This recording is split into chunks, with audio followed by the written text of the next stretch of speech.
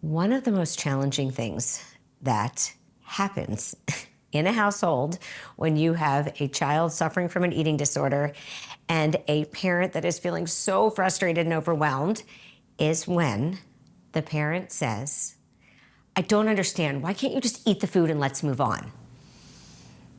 I want you to take a deep breath. I know that's how you feel.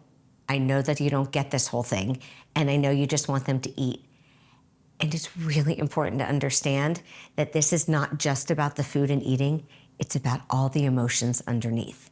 We're gonna need to take a deep breath and take a moment and recognize if your healthy child, that child that's been present for their whole life prior to this eating disorder show up, was around, that would make sense, right? That you're asking them, why can't they just eat this food?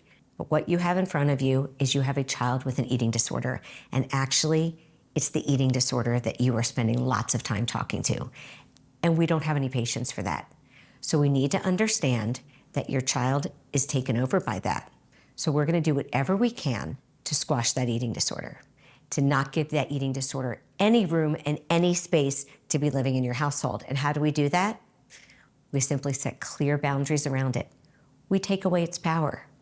We keep very clear about what needs to happen and how it needs to happen. It is so often the parents forget just how powerful they are. You need to remember you are empowered to be the solution to moving your child through eating disorder recovery.